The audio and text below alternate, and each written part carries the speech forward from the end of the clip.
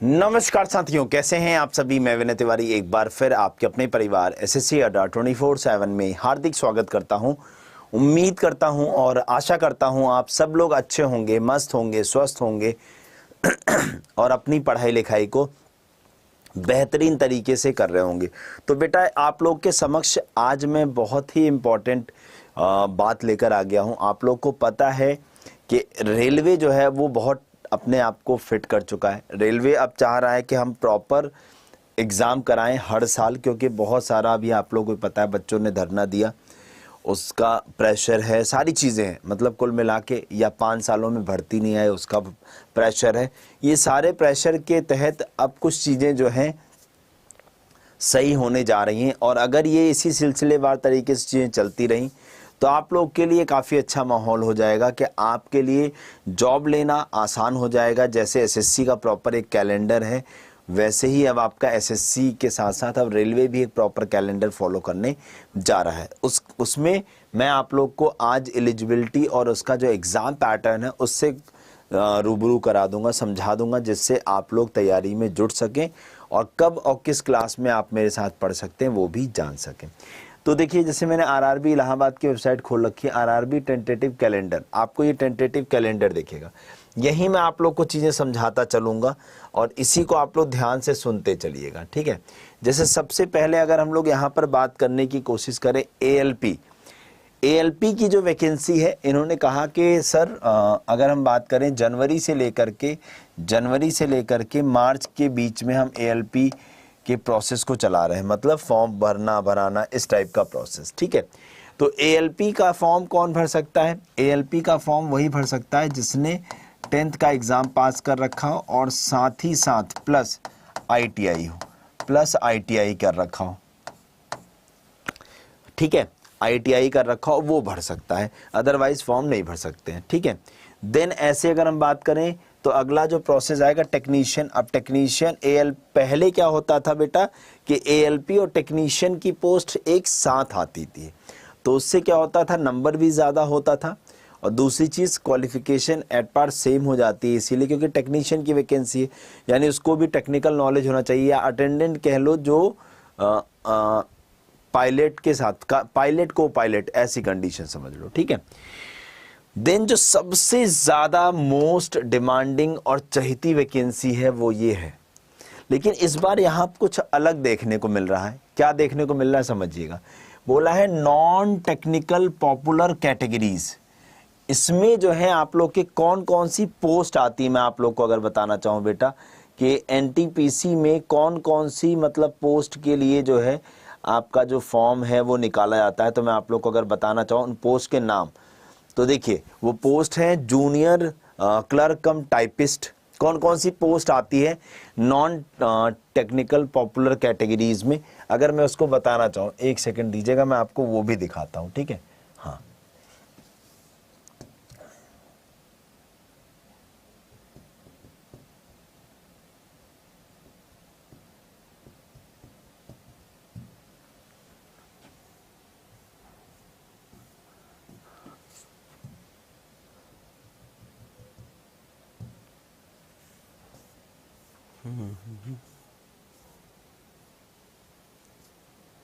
चलो यहाँ देखो, मैं आप लोग को कौन कौन सी वैकेंसीज के लिए आपका होता है वो समझिएगा बहुत ध्यान से। और ये बहुत अच्छी पोस्ट है बेटा।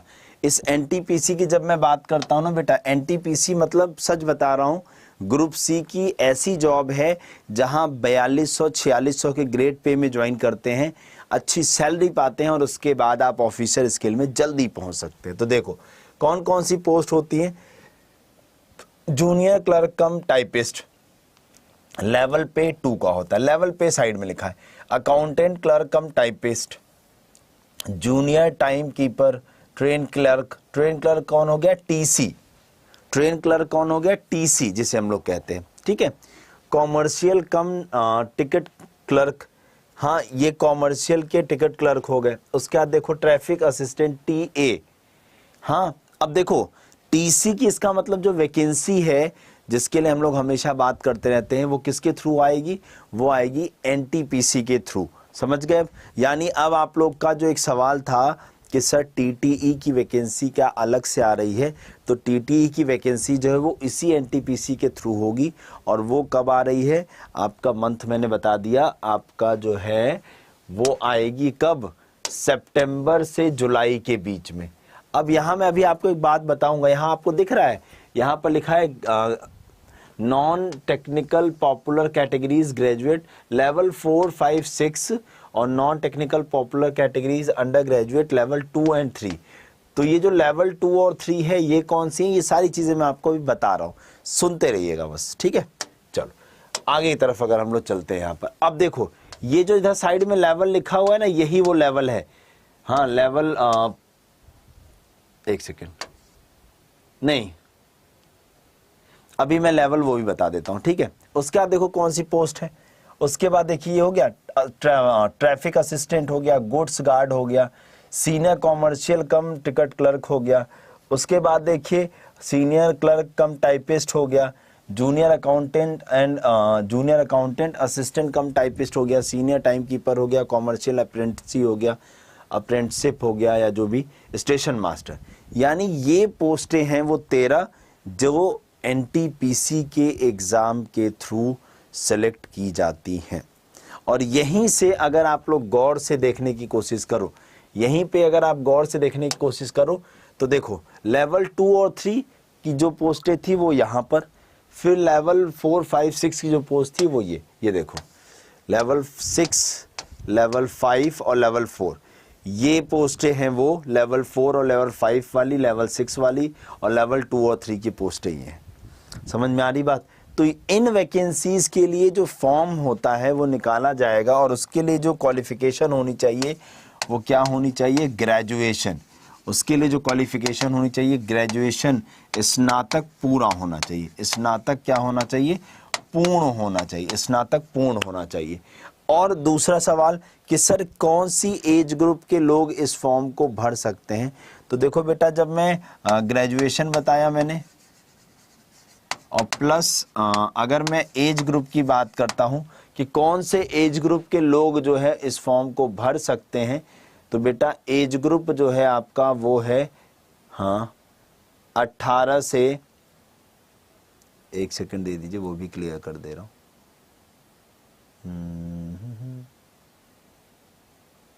30 इयर्स तक इसमें मांगा जाता है। इसमें जो है जो एज है वो 30 इयर्स तक आप लोग की मैक्सिमम जो है वो 30 इयर्स तक कंसीडर किया जाता है, 30 साल तक। और उसके बाद जो आपको एज रिलैक्सेशन मिलना है वो एज इट इज़ मिलता रहता है, वो एज इट इज़ मिलता रहता है। यानी आप लोग को एक बात ये समझ में आई कि बहुत अच्छी पोस्ट, यानी गुड्स गार्ड कैसे बनना है। जो ट्रेन होती है ना सामान वाली, जो सामान मालगाड़ी जिसे हम लोग कहते हैं, उसी को हम लोग गुड्स गार्ड की ट्रेन कहते हैं, ठीक है। गुड्स मतलब सामान हो गया आपका। उसके बाद अगर मैं बात करने की कोशिश करूँ, स्टेशन मास्टर बहुत अच्छी पोस्ट है आप लोग का। उसके बाद अगर मैं इसमें और आपको बताऊँ कौन अच्छी पोस्ट और है, तो एक अच्छी पोस्ट है आपका ट्रैफिक, ये अगर हम लोग बात करें कॉमर्शियल कम ट्रेन क्लर्क या टिकट क्लर्क, ये जो होते हैं ये ऑफिसर्स होते हैं। जैसे जितने भी आपके टीटी लोग काम करते हैं उनको क्रॉस चेक करने का अगर कोई काम करते हैं तो ये कॉमर्शियल इंस्पेक्टर्स जो होते हैं ये करते हैं। ये वाली बात समझ में आ गई, ये उनके लिए है। अब इसका कैसा एग्ज़ाम होता है? अब इसका एग्ज़ाम कैसा होता है? देखो इसका एग्ज़ाम की जब हम बात करते हैं तो इसमें 3 एग्ज़ाम होते हैं, मतलब CBT 1, CBT 2 and then CBAT या थर्ड स्टेज। अब जो फर्स्ट स्टेज होती है, स्टेज 1 जो होती है, उसमें मैथ्स आती है 30 क्वेश्चन 30 नंबर, रीजनिंग आती है 30 क्वेश्चन 30 नंबर, और GS प्लस साइंस मतलब जनरल अवेयरनेस जो है इसमें करंट अफेयर, इसमें जो है करंट अफेयर भी है प्लस साइंस भी है। ये सब जो होता है ये 40 क्वेश्चन 40 नंबर। अगर हम बात करें तो 100 क्वेश्चन 100 नंबर का प्री का पेपर होगा, 90 मिनट का समय दिया जाएगा। और जब हम नेगेटिव मार्किंग की बात करते हैं तो रेलवे के अंदर नेगेटिव मार्किंग 1/3 होती है बेटा। रेलवे के अंदर एक यही चीज़ डिफरेंट है कि रेलवे की जो नेगेटिव मार्किंग का क्राइटेरिया है वो 1/4 नहीं, वो 1/3 है, ठीक है। चलिए अब हम चलते हैं, जब CBT 1 आप क्वालिफाई करते हैं देन आप बुलाए जाते हैं CBT 2 के एग्जाम्स के लिए। तो CBT 2 के एग्जाम भी एट पार वही है, सब्जेक्ट्स वही है, बस क्वेश्चन बढ़ जाता है। अब मैथ्स 30 की जगह 35 हो गई, रीजनिंग भी 35 हो गई और GS 50। तो अब 120 क्वेश्चन आएगा, 120 नंबर आएगा सभी लेवल के लिए। सभी लेवल के लिए एक ही एग्ज़ाम होता है, सभी लेवल के लिए एक ही एग्ज़ाम होता है, यानी लेवल 2 हो, 3 हो, 4 हो, 5 हो, 6 हो, सबके लिए एक ही एग्ज़ाम कंडक्ट कराया जाता है। ये भी 90 ही मिनट का होता है, बस इसमें क्वेश्चन बढ़ जाते हैं। उसके बाद जब ये एग्ज़ाम आप क्वालिफाई कर लेते हो CBT 2, तब कंडक्ट कराया जाता है कंप्यूटर बेस्ड एप्टीट्यूड टेस्ट, जिसे हम लोग साइकोमेट्रिक टेस्ट भी बोलते हैं एक बार।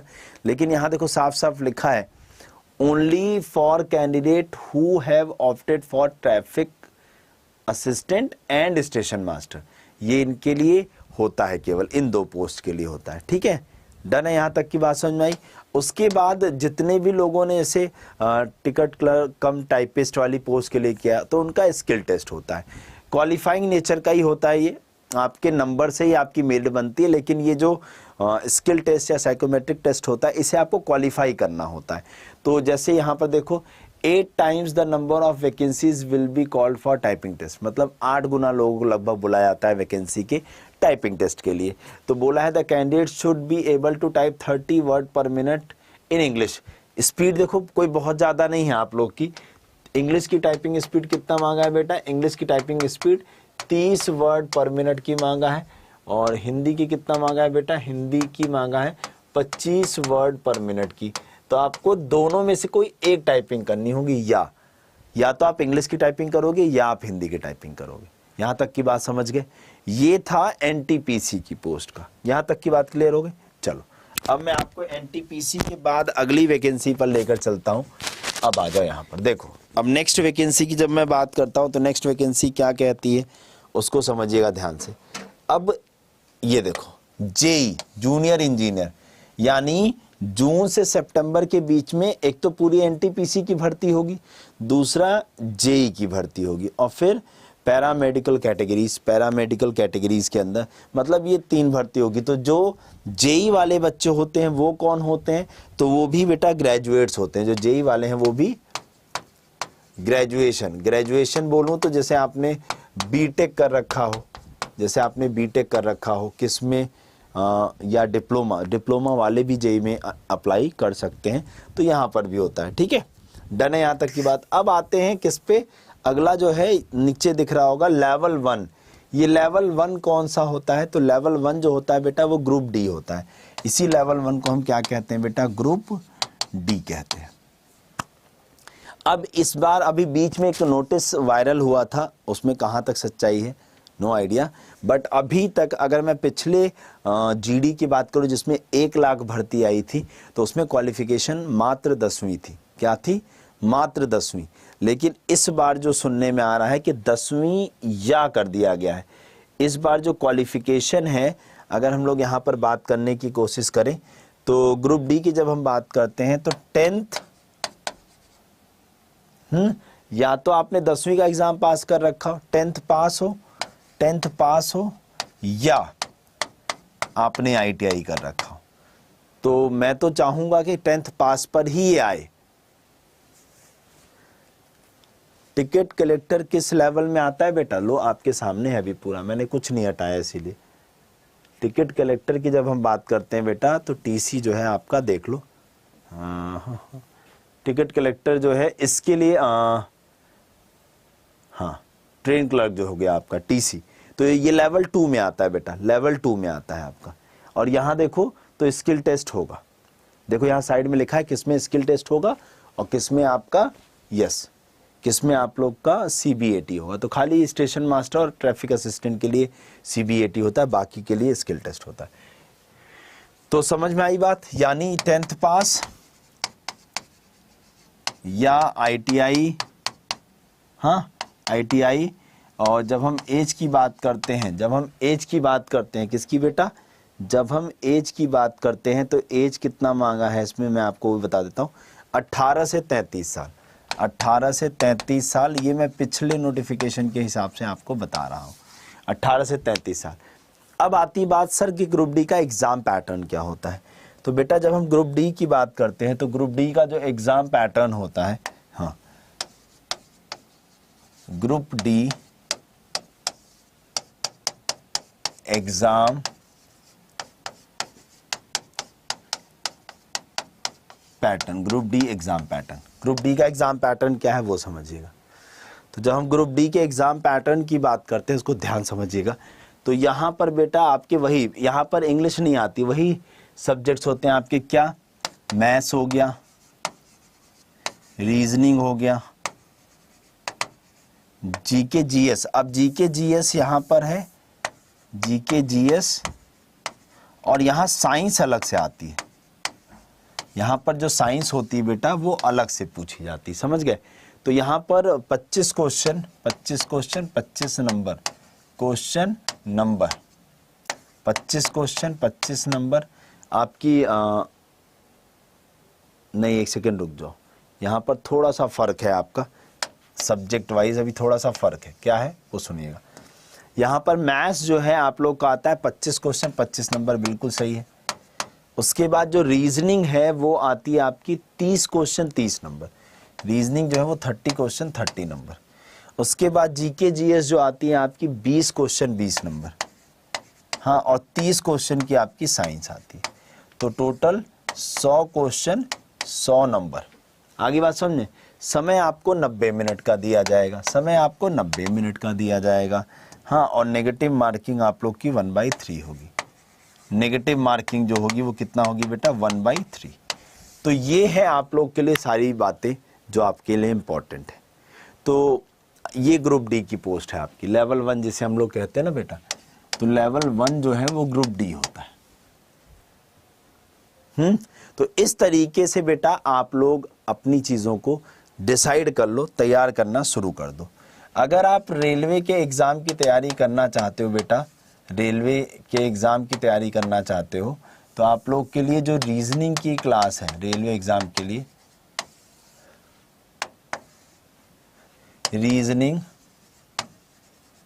रीजनिंग फ्री यूट्यूब क्लास जो है, फ्री यूट्यूब क्लास जो है वो मेरी चलती है कब, रोज रात 10 बजे। कब, रोज रात 10 बजे।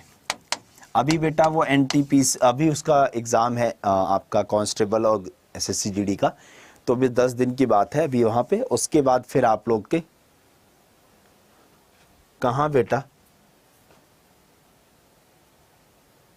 तो मैंने कहीं पर एक 25, अच्छा मैथ्स और साइंस 25 है, साइंस, रुक जाओ मैंने कुछ गड़बड़ लिख दिया है, रीजनिंग ठीक है, अच्छा मैथ्स और साइंस 25 क्वेश्चन का, सॉरी, अच्छा हुआ ये वही मैं कहूँ कुछ गड़बड़ हुआ होगा। 25 50 30 80 200, ठीक है, ओके डन है। तो मैथ्स और साइंस 25 क्वेश्चन का आएगा, और रीजनिंग और जीएस 50 नंबर, ऐसे होगा, ठीक है।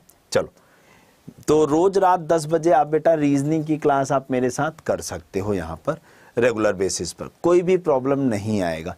हाँ, अब ग्रुप डी में अगर आप ये जानना चाहते हो सर कौन कौन सी पोस्ट ग्रुप डी में आती है, तो मैं देखो उसके लिए आपको पोस्ट का नाम पढ़ के बता देता हूँ। हाँ देखो, जैसे असिस्टेंट वर्कशॉप में होते हैं आपके, असिस्टेंट ब्रिज में होते हैं, असिस्टेंट जो है आपके डिपोज में होते हैं, असिस्टेंट लोको शेड डीजल, मतलब एक तरीके से जितना आपका मेंटेनेंस का काम होता है वो ग्रुप डी के एम्प्लॉयज़ के थ्रू कराया जाता है, ठीक है। अगर आप लोग बेटा रेलवे के एग्ज़ाम की तैयारी करना चाहते हो, रेलवे एग्ज़ाम की तैयारी अगर आप चाहते हो कि एक बार हम सर सिलेबस पूरा कर लें हर सब्जेक्ट का, उसके बाद हम प्रैक्टिस करते रहें, तो बेटा रेलवे एग्ज़ाम की तैयारी के लिए रेलवे महापैक से भी आप जुड़ सकते हैं, रेलवे महापैक से भी जुड़ सकते हैं। Y461 इस कूपन कोड का इस्तेमाल करना होगा आपको, और अच्छे से जुड़ जाना होगा, ताकि आप सारी चीज़ों को अच्छे से कर सको, ठीक है। तो इस कूपन कोड से आपको जुड़ना होगा, डन है। तो चलिए मैं आप लोग को बताता हूँ, देखिए कैसे मिलेंगी ये सारी चीज़ें। तो आपको क्या करना है, adda247.com पर जाना है, वेबसाइट पर चले गए। जैसे ही यहाँ पर पहुँचे, देखो ये ऑल कोर्स दिख रहा है, ये देखो रेलवे दिख रहा है, और ये देखो आरपीएफ, एएलपी, इन सब का अलग से बैच लेने से अच्छा है आप रेलवे महापैक ले लो। रेलवे महापैक के अंदर ये सारी चीज़ें अवेलेबल हैं, सारे एग्ज़ाम्स अगले 1 साल तक। ना तो आपको किसी एग्ज़ाम के लिए टेस्ट सीरीज़ लेनी है क्योंकि 1397, और ये टेस्ट सीरीज़ अपडेट होती रहती हैं। 424 ई बुक आपको मिल जाएंगी और 4897 रिकॉर्डिंग वीडियोस हमने पहले पढ़ाई हैं। ये सब कुछ इसके अंदर मिलेगा। बाय नाउ पे जाकर यहाँ मेरा आप कोड लगाएंगे Y461 जैसे लगा के अप्लाई करोगे, देखो आपको दिख रहा है 1800 कुछ रुपए का। मैं आपको बताऊं, इसमें आप ना ऐप के कॉइन्स लगा लेना, ऐप के क्या लगा लेना, ऐप कॉइन्स और लगा लेना, तो आप लोग को ये मिल जाएगा मात्र 1690 रुपए का, मात्र 1690 रुपए का। और आपको इसमें ये सारे एग्जाम्स की लाइव क्लास जितनी भी शुरू होंगी अगले 1 साल तक वो यहाँ पर मिलती रहेंगी। नहीं बेटा, रेलवे का फॉर्म कभी भी अगर आप भरना चाहेंगे तो कभी भी फाइनल ईयर वाले भी नहीं भर सकते, क्वालिफाइड। वैसे भी आजकल एक ट्रेंड बन चुका है कि फॉर्म की जो लास्ट डेट होती है, अगर उससे पहले आप अपनी एलिजिबिलिटी को फुलफिल करते हैं, चाहे वो 10वीं हो चाहे वो ग्रेजुएशन हो, तो ही आप फॉर्म भर सकते हैं, अदरवाइज आप फॉर्म नहीं भर पाएंगे।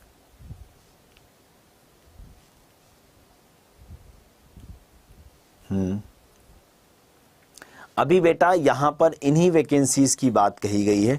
अभी आरपीएफ की कोई डिस्कशन जो है वो रेलवे की तरफ से नहीं है, तो जो आपके लिए डिस्कशन था वो मैंने आप लोग को यहाँ पर एक्सप्लेन कर दिया है मेरे दोस्तों। तो सभी लोग जाकर के महापैक से जुड़कर तैयारी शुरू कर दीजिए। Thank you so much. और अपने जितने भी डाउट हैं आप इस वीडियो के नीचे कमेंट करिएगा, मैं एक एक करके सारे डाउट्स आपके दूर करूँगा। Thank you.